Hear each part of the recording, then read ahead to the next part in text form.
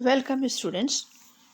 Today I am going to discuss about structure and function of major histocompatibility complex that is MHC.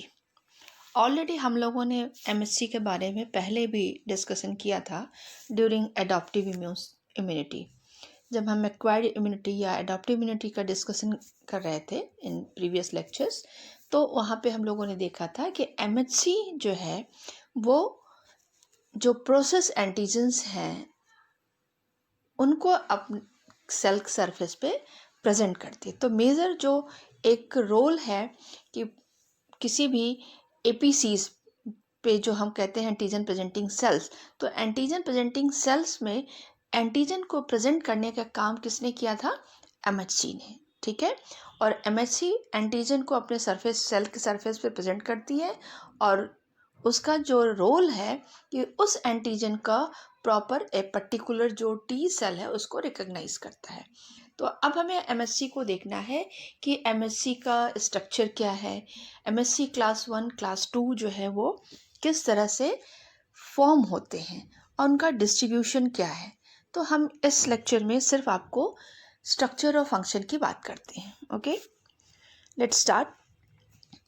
The major histocompatibility complex is a large locus on vertebrate DNA containing set of closely linked polymorphic genes that code for cell surface protein essential for the adaptive immune system.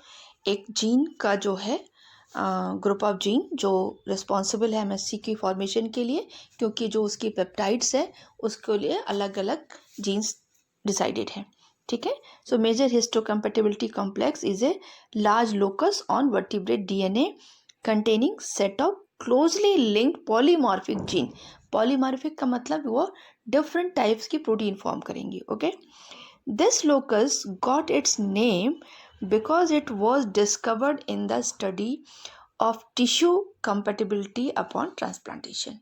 Compatibility एक दूसरे से matching की बात होती है, इसलिए इसको name दे दिया गया major histocompatibility complex. Actually जब भी ट्रांसप्लांट की बात होती है तब उसमें जो ट्रांसप्लांटेशन एंटीजेंस होंगे, तो number of transplantation antigen, so MHC is one of the transplantation antigen.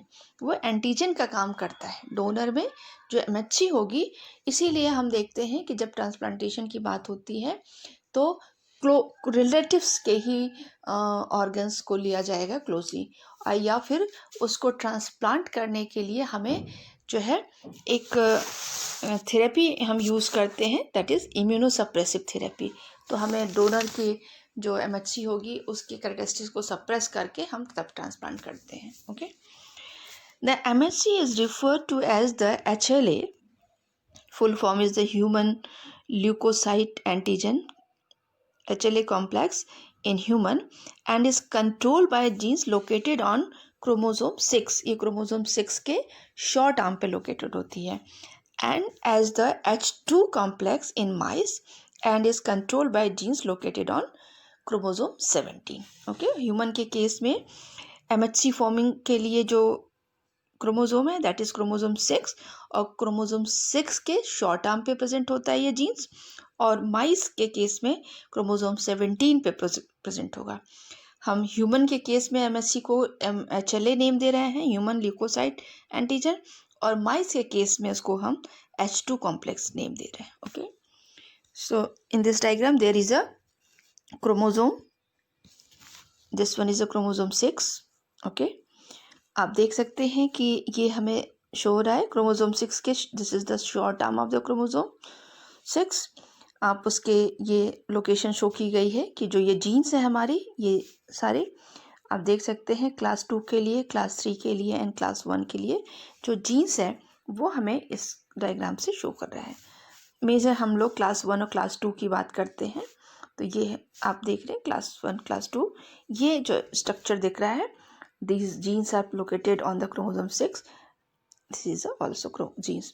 हम डिटेल थोड़ा इसको जेनेटिक लेवल पर डिस्कशन लेटर चैप्टर में करेंगे, लेटर लेक्चर्स को लेंगे। तो ये हमारा ब्रीफ में ये डायग्राम शो कर रहा है कि this is the chromosome, that is 6 chromosome, and genes for the formation of, because MHC is a peptide protein, and protein is synthesized by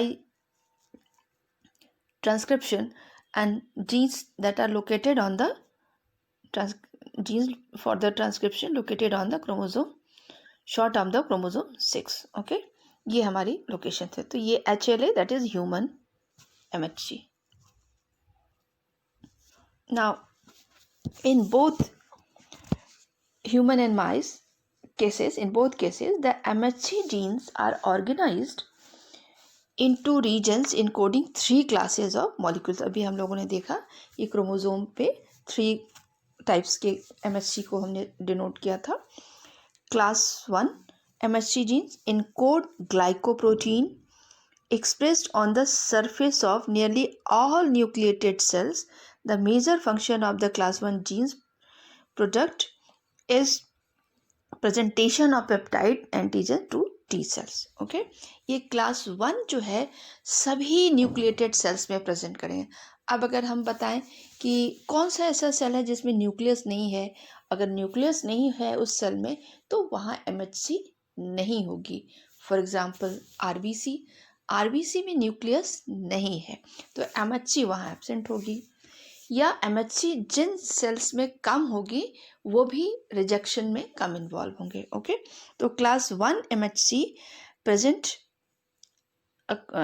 on the surface of all nucleated cells. Okay, now second, class 2 MHC genes encode glycoprotein expressed on the antigen presenting cell, that is macrophages, dendritic cells are B cells, where they present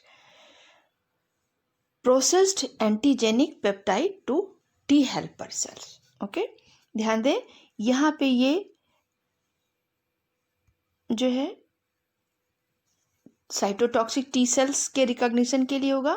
जो MHC express करेगी वो MHC class 1 जो peptide अपने surface पे express कर रही है cell surface पे, वो साइटोटॉक्सिक टी सेल के रिकॉग्निशन के लिए है.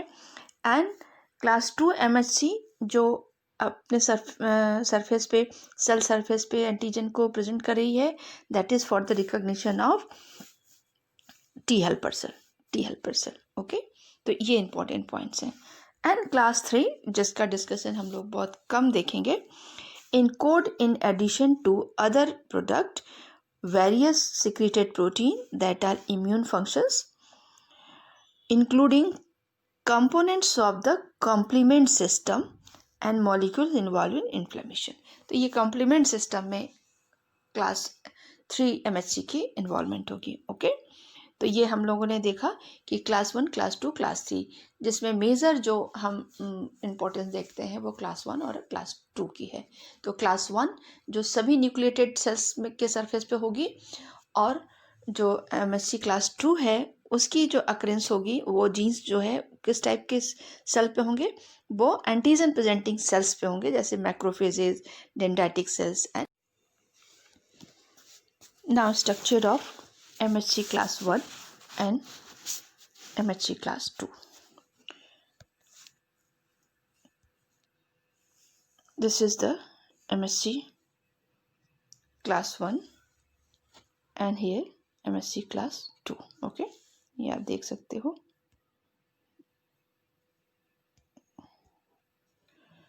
अब देखिए MHC class 1 ये आपका हेट्रोडाइमर है. This is the heterodimer. Both are made up of heterodimer. दोनों भी 2 टाइप की प्रोटीन्स हैं, अल्फा एंड बीटा. ये आप देख रहे हैं, here is the alpha 1, alpha 2 and alpha 3 is the polymorphic. ये पॉलीमॉर्फिक, इसमें अल्फा 1 एक स्ट्रक्चर शो कर रहा है, alpha 2 and alpha 3, and beta 2 is microglobulin, that is non polymorphic. ये सिंपल एक स्ट्रक्चर है, आप देख सकते हैं. एक प्रोटीन चेन है आपके यहाँ पे, एक टर्मिनल इसका अमीनो टर्मिनल है और एक अनदर एंड जो है वो कार्बोक्सिल टर्मिनल है. यहाँ पे इसको देखिए, यहाँ इसका अमीनो टर्मिनल है और ये कार्बोक्सिल टर्मिनल है. ओके, तो इस तरह से हमारी ये 2 पेप्टाइड्स हो गई। एक ये अल्फ़ा ही पॉलीमॉर्फिक है और बीटा नॉन पॉलीमॉर्फिक। ये हमारा जो स्ट्रक्चर है इतना इस एमएचसी का ये पोर्शन, ये मेम्ब्रेन का डिस्टल डोमेन है, ये आपका प्रॉक्सिमल और ये distal, that is the membrane, ये प्लाज्मा मेम्ब्रेन के अपर पार्ट में है। ओके, और ये जो है हमारा साइटोप्लाज्मिक है, ये प्लाज्मा मेम्ब्रेन है, ये एबव प्लाज्मा मेम्ब्रेन, ये इसके टेल लाइक स्ट्रक्चर आप देख रहे हो, ये एम्बेडेड है प्लाज्मा मेम्ब्रेन में। ठीक है, तो ये हमारा जो उसका टेल है वो जो साइटोप्लाज्म पोर्शन में है वो साइटोप्लाज्मिक टेल है। ये ट्रांस मेम्ब्रेनिक सेगमेंट है जो मेम्ब्रेन को क्रॉस कर रहा है, और ये जो है वो फ्री पार्ट है। ये जो है this one is a distal और प्रॉक्सिमल। ये डिस्टल एंड जो है alpha 1 and alpha 2, there is a groove form by the alpha 1 and alpha 2। ये जो स्ट्रक्चर है ये हमारा जो है ये पेप्टाइड बाइंडिंग क्लेफ्ट, यही पर हमारा जो एक जो एंटीजन होगा, जो भी एंटीजन है इससे आके बाउंड होता है। ओके, तो ये हमारा एंटीजन बाइंडिंग साइट है एमएचसी का।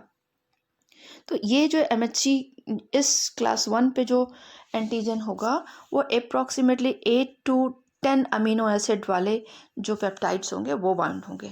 ठीक है, और ये जो है आप देखते हैं इन एमएससी क्लास 2 थोड़ा डिफरेंस दिखेगा। इन केस ऑफ क्लास 2 आप देख सकते हो इट इज़ ऑल्सो ये हेट्रोडाइमर, बट यहाँ जो है आप देखो कि alpha 1 alpha 2 and beta 1 and beta 2 ये हेट्रोडाइमर भी हैं बट होमोजेनिक भी हैं। यहाँ पे ये एक दूसरे के सिमिलर हैं और ये काफ़ी सिमिलरिटी भी शो करते हैं बट वो डिफरेंट भी हैं।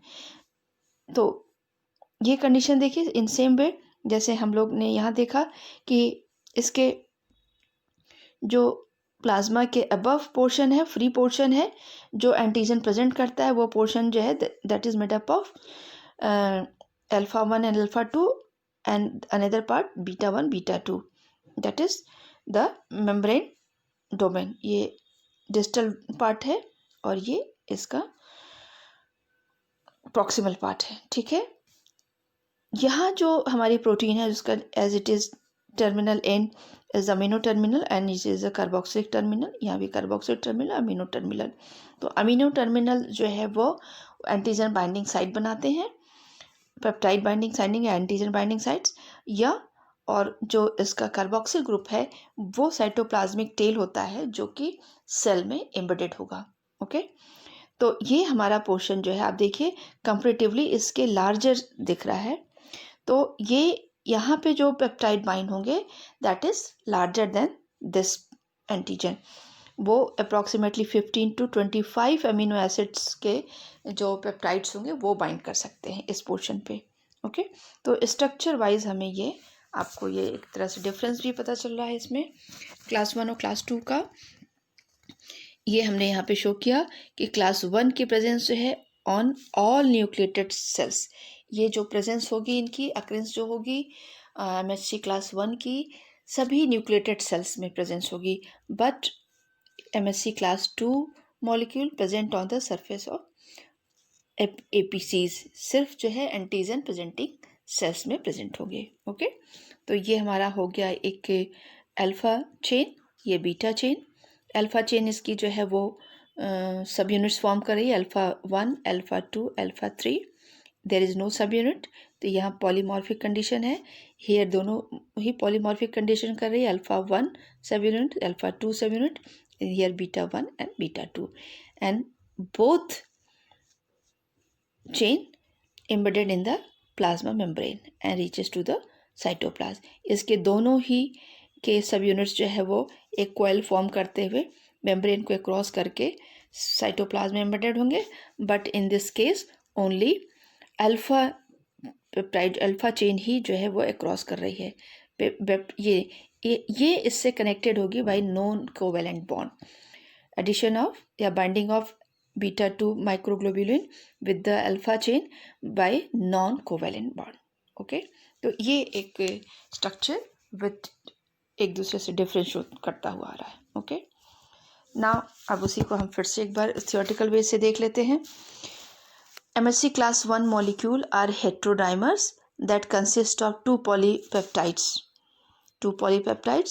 chains, alpha and beta 2 microglobulin. अभी हम लोगों ने देखा the two chains are linked non-covalently via interaction of beta 2 m and the A3 domains. beta 2 का कनेक्शन जो है कहाँ है, ये देखा हमने, ये आपको A3 से कनेक्शन दिख रहा है, ये beta 2 m, ओके, ये कनेक्टेड है A3 से, okay.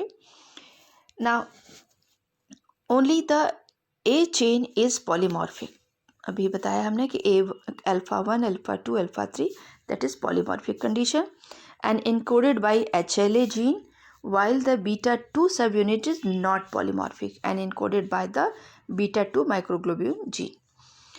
The alpha 3 domain is plasma membrane spanning and interact with the CD8 co-receptor of the T cell. Actually हम जब टी सेल से इंटरेक्शन की बात करेंगे तो वहाँ देखेंगे कि जो है कौन सा पोर्शन कौन इंटरेक्ट कर रहा है. तो जो CD8 को रिसेप्टर है वो टी सेल्स पर CD8 जो है वो अल्फा 3 से जो है वो कनेक्टेड होता है, ओके, वो इंटरेक्ट होगा. The alpha 3 CD8 interaction holds the MHC class 1 molecule in place while the T cell receptor TCR on the surface of the cytotoxic T cell binds it alpha 1 alpha 2 heterodimer ligand and checks the coupled peptide for antigenicity. आपको फिर से मैं एक बार diagram से बता दूं कि जब टी सेल से इंटरेक्शन होगा तो टी सेल के जो CD8 सेल है वो इससे अटैच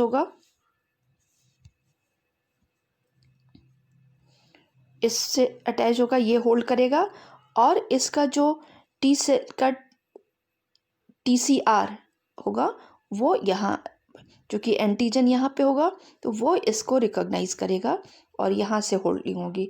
तो एक तरह से इसका जो हमारा एक CD8 सेल जो अल्फा 3 को होल्ड करता है और अल्फा 1 और अल्फा 2 जो है वो रिसेप्टर के थ्रू होल्ड किया जाएगा, टी सेल रिसेप्टर, ओके.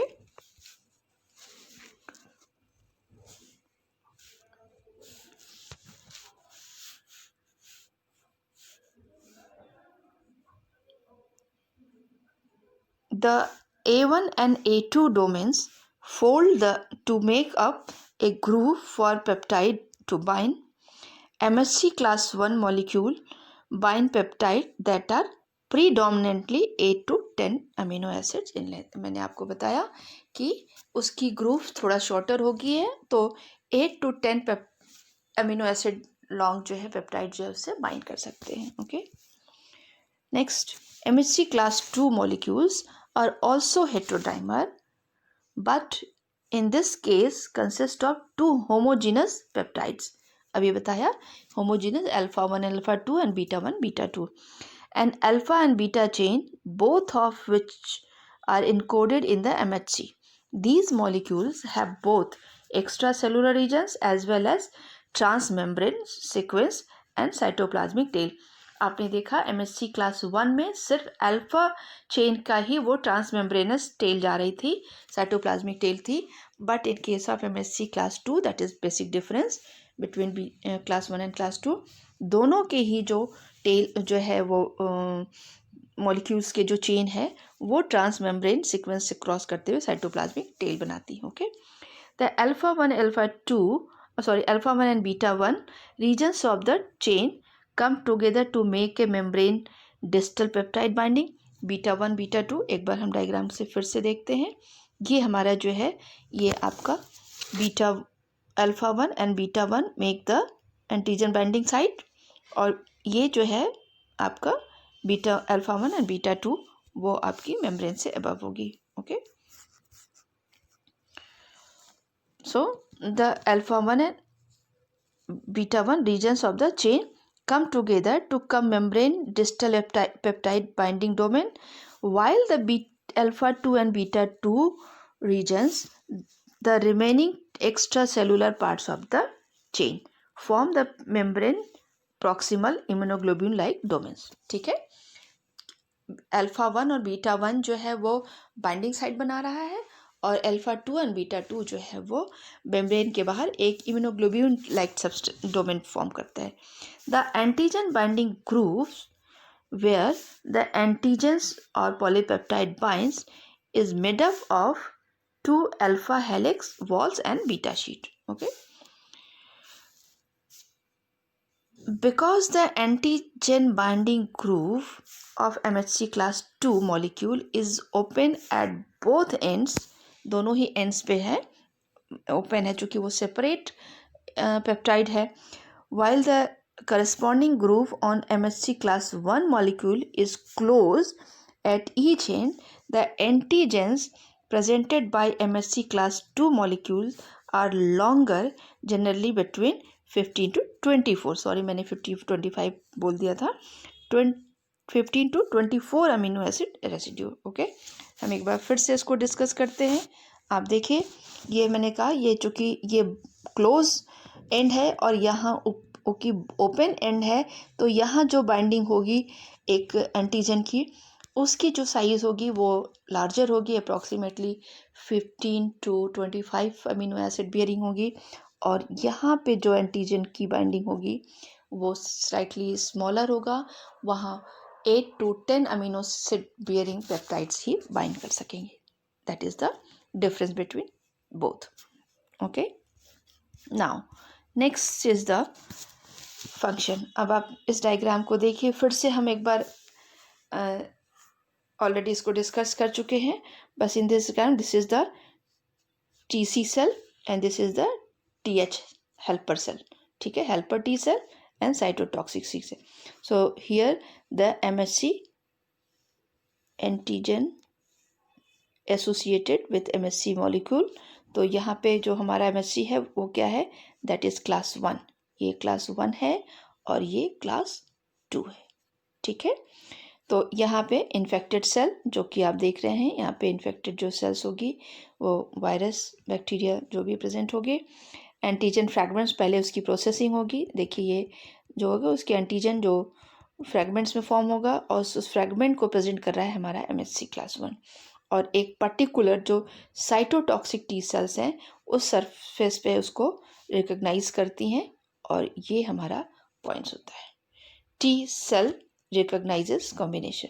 तो ये हमारा एक कॉम्बिनेशन यहाँ पे जो बना, तो वो T सेल, ये T सेल है that is cytotoxic T cell.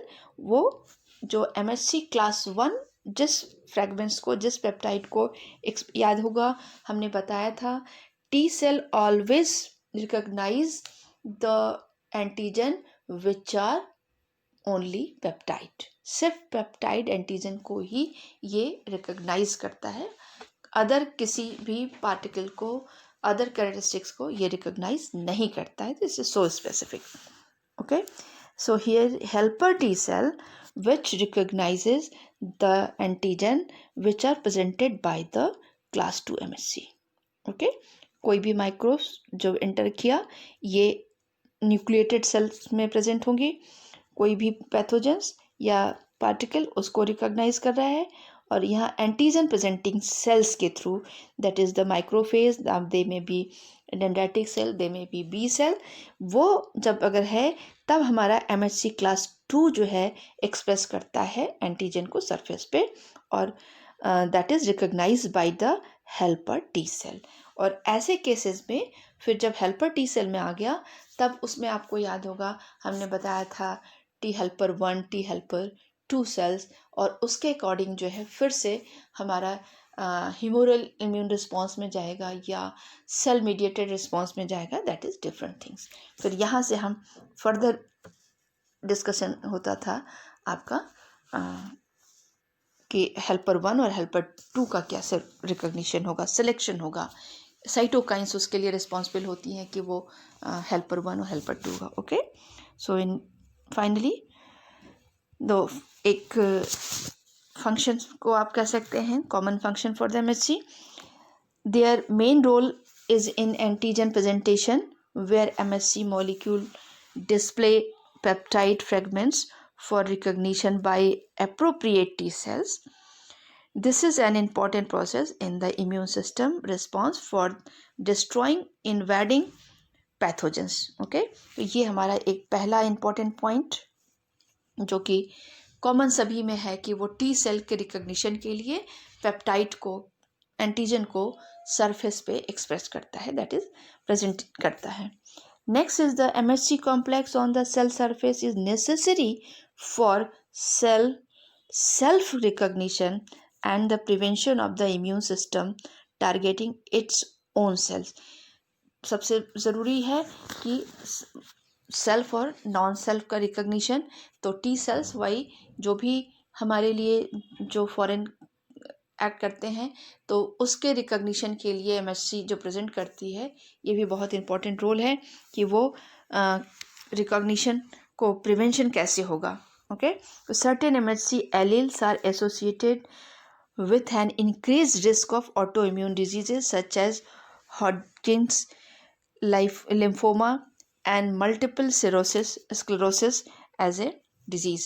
तो जब ऑटो इम्यून जो होती है ना कि सेल्फ रिकग्निशन का कैपेसिटी जब डिस्ट्रॉय हो जाती है सेल्स की, या जीन्स जो है उसको ऐसे प्रोटीन फॉर्म करते हैं कि वो अपनी सेल्स को ही नॉन सेल्फ की तरह रिकग्निशन दे दें, तो that is the auto immune complexity start हो जाती है, डिजीज़ कॉज करते हैं.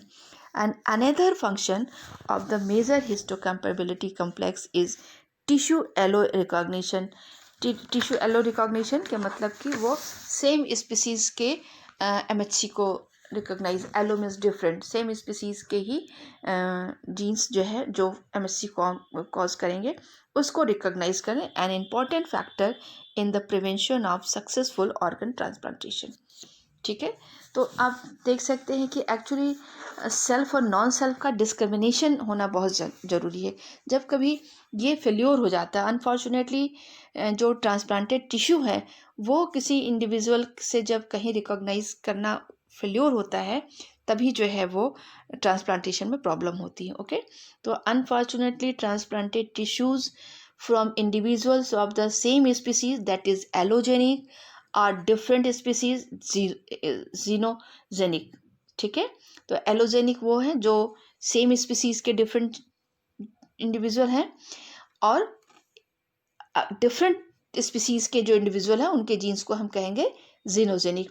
Are recognised as non self. Okay, causing graft rejection. तो बॉडी जो है क्या करती है कि एलोजेनिक कंडीशन और जीनोजेनिक कंडीशन को रिकॉग्नाइज कर देती है एज ए नॉन सेल्फ, और ग्राफ्ट रिजेक्शन जो भी ट्रांसप्लांट की जाती है उसको रिजेक्ट करती है. The process by which the immune system recognises pathogens, tumours and transplantation antigens involve the same antigen recognition molecule.